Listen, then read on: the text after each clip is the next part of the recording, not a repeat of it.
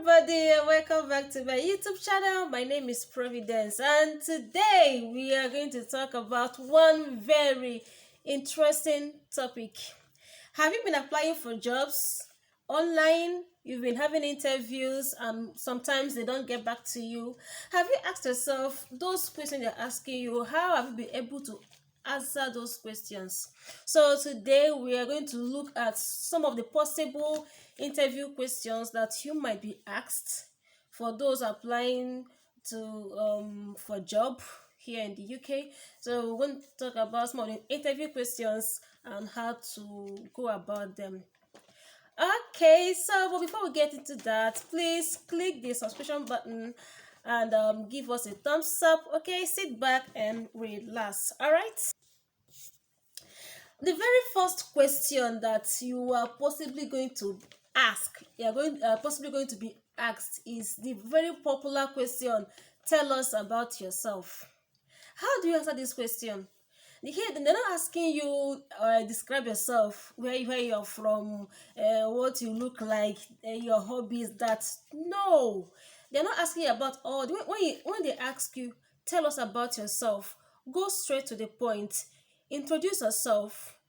Okay, your name is so and so. You talk about your school, where you schooled, okay, the year you graduated, and when you started practicing as a nurse. Then you can go further by highlighting some of the experiences that you've had over the years. Okay, highlight some of the mistakes. You can talk about you've done some mistakes, you have some challenges, you've been able to grow, you've improved your skills, you've acquired some possible skills, some trainings to boost all that. That's what they're asking for. That's what they're trying to hear. They're not trying to know about your background or your whatever you want to say. Now let me give you an example of all my interview questions, how I answer it. When they say, tell us about yourself, you start with, okay, my name is Providence. You can add, because it's a way to showcase yourself. Is that question is, you're selling yourself out, you're promoting yourself. It's what you say, that's what they want to hold on. Okay, my name is Providence, and I've been blessed with a very good heart. Okay, I've been blessed with a very compassionate and kind heart. And this is what motivated me to go into the field of nursing, where I'll be able to maximize my full potentials. I graduated in 2015, where I studied Bachelor of Nursing Sciences, and I started work as a registered nurse in 2017. This is just my own. You can say your own the way you want to say it, okay? But this is how I start my own. And since then, I've been able to extend this care, this compassion to my patients. I've had my weaknesses and my challenges, and I've been able to turn my weaknesses to my strength and learn from my mistakes. I've had several trainings to boost my competence. I've acquired some skills also to boost my confidence, and I've also learned how best to cope with these mistakes and to be a better nurse. Simple. You can use it in your own words. Add some things to it. Okay, they really want to know who you are. And mind you, here in the UK, anything you're saying about job or as a nurse, make sure these their CCs is very important. You must mention it too. The compassion and the care and competence and all that, you have to find a way to mention it. So when they say tell us about yourself, tell them about yourself, your strengths, what you've been able to achieve. Be proud of yourself. Okay, all right. Another possible question you might be faced with, another popular question is, why do you think you're a good nurse? When you're asked this question, don't start thinking too much. You know yourself. You're a nurse. You've been working. So why do you think you're a good nurse? That question, ask yourself, what makes you a good nurse? What makes someone a good nurse? In my own words, what I would say for me in my own interviews, when they ask me, why do you think you are a good nurse? That's because, like I said earlier, I've been blessed with a very compassionate and a very kind heart. Okay, and I have the ability to advocate for my patients. I work according to the values, the CCs. I incorporate those in my work. Okay, and I'm able to work with a team of carers. That's why I'm a good. Well, why do you think you're a good nurse? So you have to say things that makes you a good nurse. You have acquired necessary skills to boost my competence. You can here measure some of the skills you have acquired, maybe like the BLS or the ACLS or the PALS. Anyone at all you've acquired. Here you're going to bring out all those things. Every training you've done, or you're going to add them here as why do you think you're a good nurse. What makes a good nurse? A good nurse is someone that's willing to advocate for his patient. That's a good nurse. A good nurse is compassionate, is kind. Okay, a good nurse is professional. A good nurse is competent. A good nurse is able to communicate to patient. A good nurse is able to relate with patient and his co-workers. Okay, a good nurse is someone that looks beyond patient health. A good nurse understands that every patient in the hospital came because they need that care. If they were fine, they will not find themselves in the hospital. So you're a good nurse because you are able to understand this patient weakness, and the need for care. That's what makes you a good nurse. So think wild, go around. You can even go online, type this question, and you're going to see plenty relevant answers. Just go through them and select the best one you need. When they ask you, go straight to the point. Okay, all right. Another possible question you're going to get is what does compassion and care mean to you? Like I said, UK and these are CCs, they're like 5 and 6, so you can't do anything without it. What does compassion and care mean to you? Here I wrote, I understand that um I understand patient situation and the need to care as though they are family. I listen to their problems and I address it. Compassion, what does it mean to you?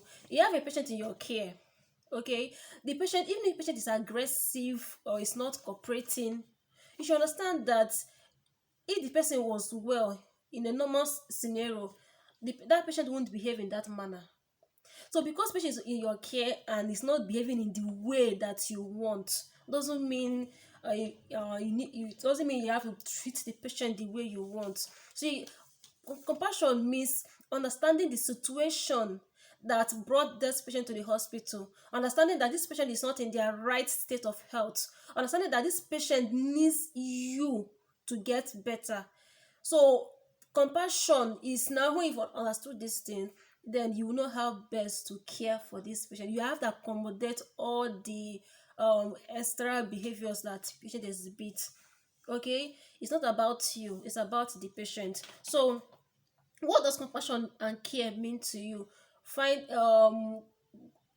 Think about the question very well. Think of your nurse, think of what to say, and try to compose your answers.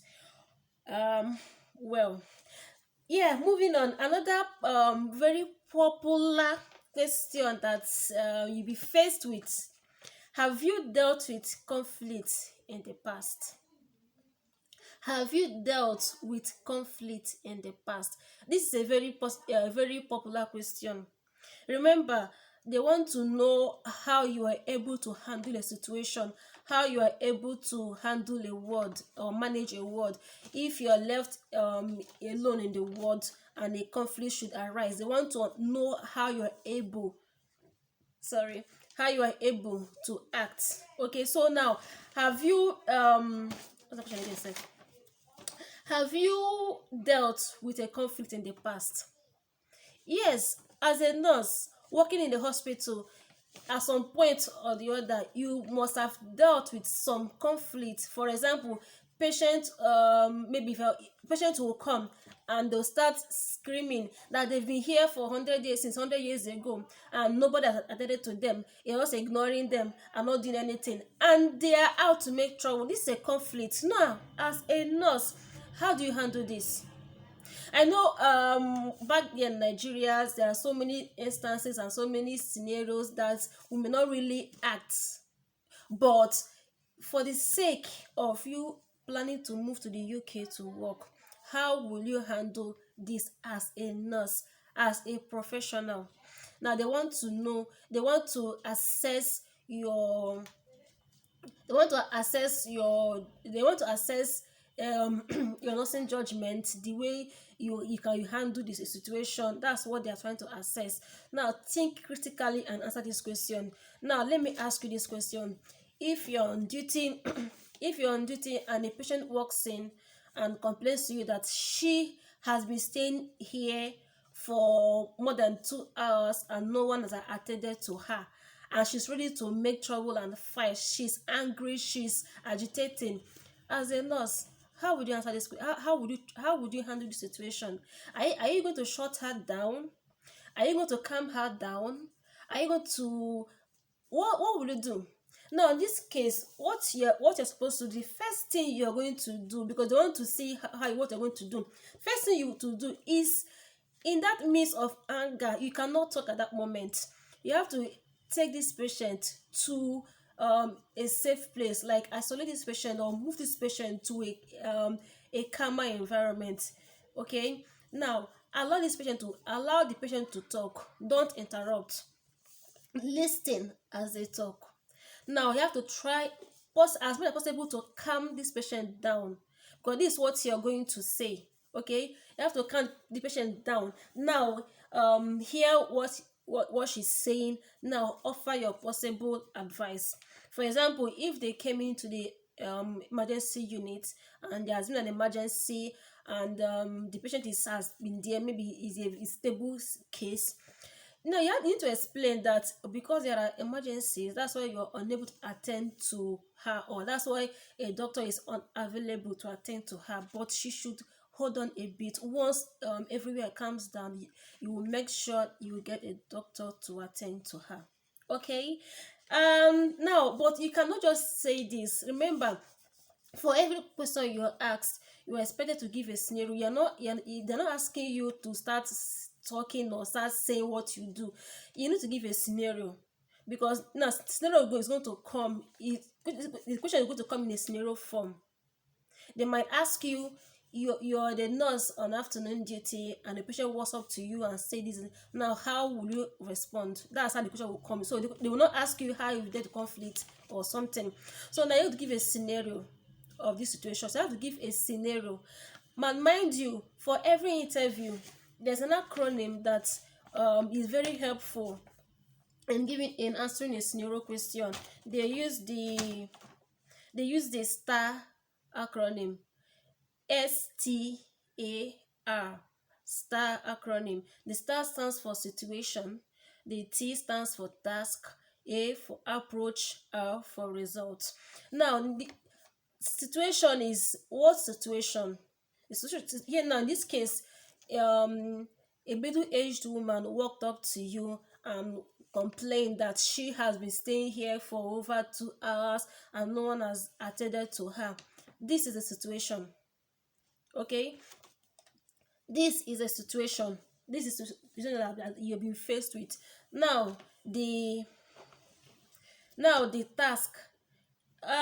In the task here, you are expected to handle the situation. That's a task you've been expected to do. That's what you are expected to do. How to handle the situation, to calm the patient down, to give some support or give some education or give some enlightenment about the situation. That's a task. And then the approach, how you go about it. That's the approach. Now how you going to go about it. Yeah, you have to critically think how you go about this task. Now the result. Now you've talked to this patient, you've educated her, you've told her, you've explained the situation to her. Now she has understood. She's calmer. That is the result. Okay, the result is what happens after. That is the result. So try to use this acronym to analyze all your scenarios, any scenario you're given, no matter the question that you're required to use a scenario to answer. Use the star method: situation, task, approach, and result. I will still talk more on this star in another form of question. Okay, so I hope I've been able to enlighten you on that particular question, how to handle a conflict. Okay, let's move further. Let's move further. um they can ask you what makes a good shift.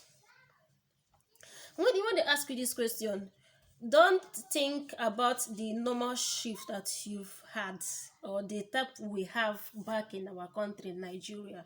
Don't think about those type of shift.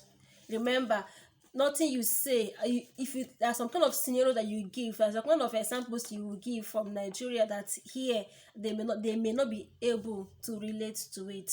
So you have to try to you can formulate stories. Okay, formulate stories.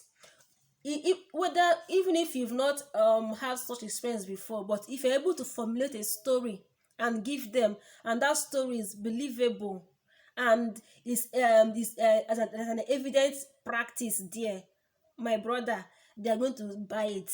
That's just it. As long as you give them what they want to hear, not like what they want to hear, but make the story convincing enough for them. Okay, now what makes a good shift? Obviously, back in Nigeria, do we really do have? I think what makes our own good shift is maybe when we don't have much patience. Maybe when we don't have much patience, that's what makes our own good shift. But here, no. What makes a good shift? They want to here it said, in order to deliver safe and effective care during the days that you might be busy, work organization, planning, and breaks. So no matter, you can say what makes a good shift. You can say in the days where the work can be busy and unbearable, ability to organize your work properly, mm, plan your works, organize it, and manage your time effectively. That's what makes a good shift. Checking up on your team members to know if they are doing okay and how well they are doing. That's what makes a good shift. Okay, when everyone is working together and working as a team, checking up on each other, that's what makes a good shift. And again, going on break, you have to take your break to refresh your mind and take fresh air here. That is what makes a good shift. So a good shift is not made by having less patience. No, a good shift is made by work organization, time management, checking up on your team members, and taking your breaks. That's what makes a good shift. All right. Okay. Let's move further. Let's move further. Fine. What is your biggest achievement? Yeah, it's an interview question. One of them. What is your biggest achievement? Or what are you proud of? Remember, this is an interview, okay? You are expected to be proud of yourself. Say what you've done, but don't be overly excited, or don't let pride take over. But you have to be confident and say your mind.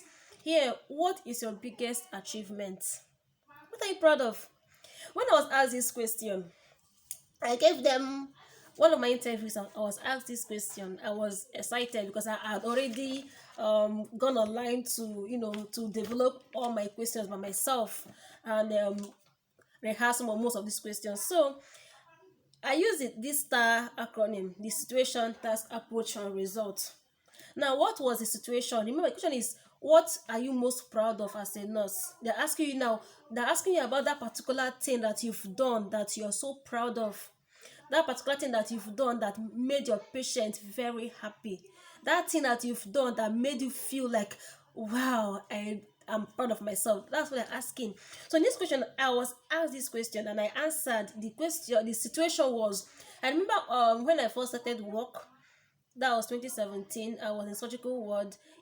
As a new nurse, I had the senior colleagues all around about me. And in this situation, all the dirty works they will push it to the junior ones, to the junior. So there was this particular woman that was on admission for 2 months with wound infection. Her wound, she had a surgical wound that broke down due to infection. So she was on a BD, is it a BD or TDS dressing? I think it was either BD or TDS dressing. The wound was really infected and it was bad to see. That's kind of wound you don't want to see.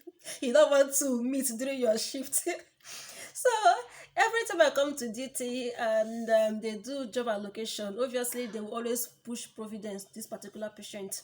This woman, she was in a VIP ward, and most times when I go to, so this is situation I can describe as an elderly woman with an infected surgical wound. That's my situation. All right. Now the task here is the woman required BD wound dressing. That was a task. So you're going to that's I'm going to say it, follow it like that. Okay, I organize it very well. Then the approach, that's for the approach now. Now, this woman required a wound dressing, and each time I go to dress this wound, I notice that this woman will be calm and looking at me. I'll do the dressing and I'll go. So on this particular day, because normally I take my time to dress this wound, actually, I tried very hard, took my time. I try not to make the woman feel bad or feel anyhow, so I take my time and do the wound. So on this particular occasion, after I dressed the wound, I was about leaving. This woman held me back and thanked me. She said, my daughter, thank you very much, that I'm the only person, and seriously, I am not exaggerating, this is exactly what happened, that she thanked me that I'm the only person that really takes my time to dress her wound, that everyone that comes to dress her wound hurriedly do it and rush out. So no one has really showed compassion to her, so to say, because as I was doing the wound, I engaged her in a conversation and I was smiling all through. So she was really happy actually, and she thanked me, both thanking me in the other side of her head. But I will say that, please don't say that during your interview. All right. Now, what was the result? The result is that patient is happy and satisfied. That's the result. She's happy, she's satisfied, she thanked me, she blessed me, she was happy. So that day I was proud of myself. So when they ask me what's your biggest achievement or what you're proud of, this is scenario I would always say. Okay. And when I said this story to them, they were happy. They were like, wow. And they related very well to it. Like that's very typical of new staff, that the seniors always push. Even one of the interviewers also said that during her own time too, it happened to her, something like that. Okay, so you have to think of stories to tell them, but even if they're not real, make it as real as possible. But in this case, my own story is real. It really happened to me. Okay, so that's about that question. Now another question you might be asked is, what's your weakness or what is your strength? Now, your weakness, they are not going to use your weakness against you. No. They want to know if you're able to identify your weakness and how you've turned this your weakness into your strength. Okay? Feel free to say your weakness. Nobody is going to use it against you. Nobody will go to say, because you did something like this, they won't employ you. No. Yeah, they're going to see how honest you can be. Okay, so feel free to say but if it's a weakness that impaired on patient safety, please don't say it. If it's a weakness that impaired on patient safety, please don't say it.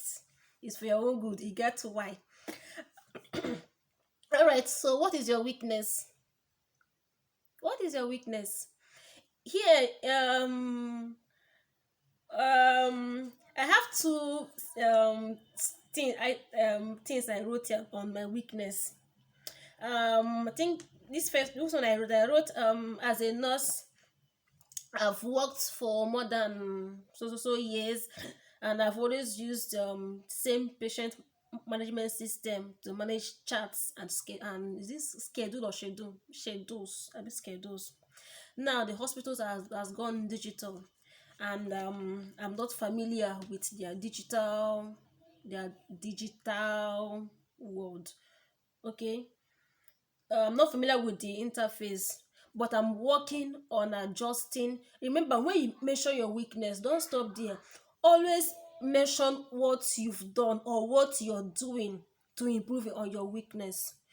Don't just mention your weakness and leave it at that. No, say something else that will improve on that you've done to improve on that weakness. So as I just said that I've worked for years, and we've been using the same patient management system to manage charts and schedules, the normal paperwork documentation and all. And now the hospitals use the digital, and I am not familiar with the interface. That's a weakness I mentioned. Now, what are you doing to improve on that weakness? I say, but I'm working on adjusting to the new system by watching online videos and also open to further trainings. You've identified your weakness, now you've also mentioned what you've done to improve on your weakness and the things you expect. Always be open. Okay, don't measure your weakness and stop there. Now let's move over to what are your strengths. Obviously, if you have a weakness, you have a strength. What are your strengths in this place too? You're expected to market yourself, showcase your talent. Yes. So what are your strengths?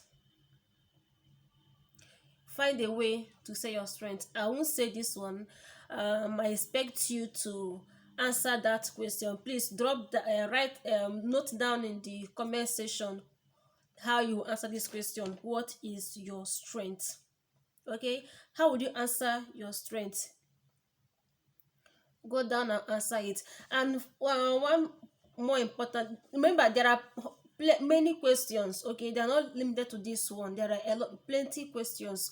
All right, so how I developed mine is I went online and I researched possible interview questions.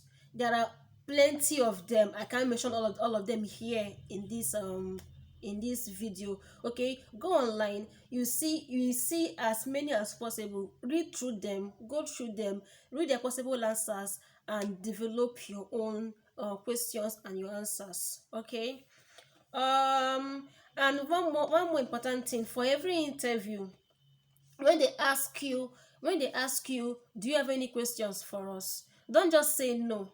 Ask them questions, because they'll be asking you, so you to ask them questions. Some question you can ask them is now, if you're an overseas nurse, seeking to move to the UK, now you can ask them, do you offer sponsorship, that you require sponsorship, so do they offer sponsorship? That's a question. You can ask them um how long adults how soon would they get back to you, how soon can you get their feedback on the interview? That's the question. You can also ask them if they have any trainings available for their new staff, saying that you've not worked or practiced in the UK for a day, so you will need some form of trainings to boost your competence. Those are some of questions you ask them. So ask them. If they ask you, do you have any questions for us? You say yes. Ask them some questions and they will answer you. Okay. All right, so thank you for listening, and we've come to the end of this video. Please give us a thumbs up. All right, like this video, and subscribe to this channel. Encourage us to do more videos for you. And if you have any questions, please go down to the comment section, type your questions, comments or contributions, and I will respond to every question. Thank you very much, and I wish you luck in your interviews, and I can't wait to have you all here in the UK. All right, thank you, take care, bye.